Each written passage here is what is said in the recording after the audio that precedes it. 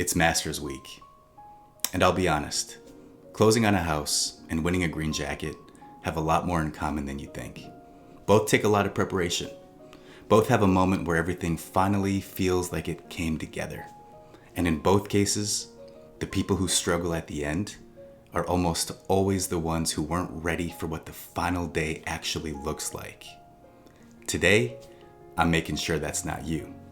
Last week, we broke down closing costs, the 3 buckets, where the money goes, what's negotiable.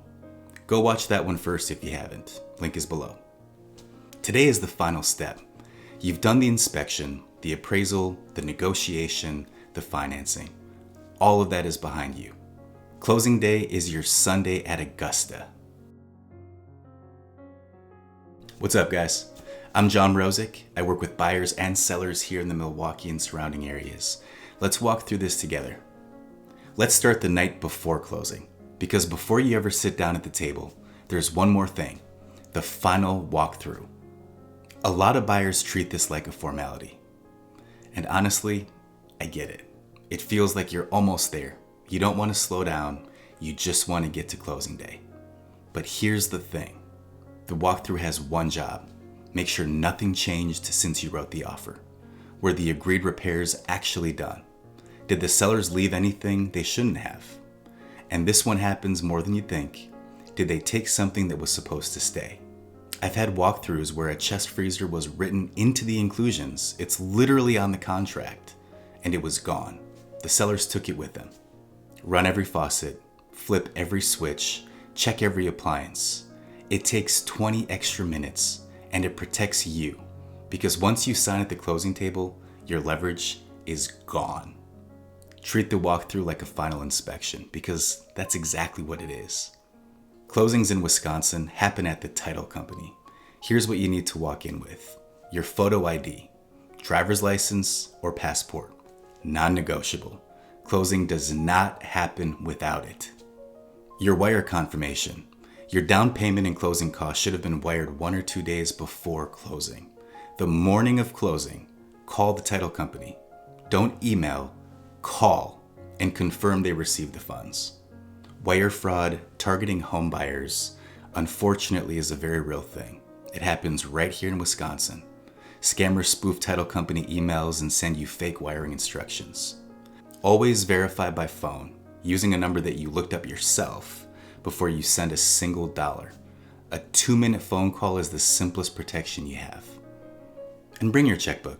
Small last-minute adjustments happen. A personal check for a minor difference keeps things moving. You sit down, and the closing agent puts a stack of documents in front of you. Talking 40 to 100 pages, depending on your loan. First-time buyers see that pile, and their eyes go wide. Here's what actually matters in that stack: the closing disclosure. You got this 3 days before closing. That's a federal requirement. Your job now is making sure those numbers match what you were quoted. Loan amount, interest rate, monthly payment, every fee. If something shifted and nobody told you, say something right now. That's your moment. My guy Michael at Nightberry Title always says this: if you don't pay, you don't get to stay. The deed. This is the document that transfers ownership from the seller to you. In Wisconsin, a lot of closings happen separately, so you and the seller may never meet. Everything else is disclosure and compliance paperwork. Your closing agent is going to walk you through all of it. Ask as many questions as you want. That's exactly what they're there for.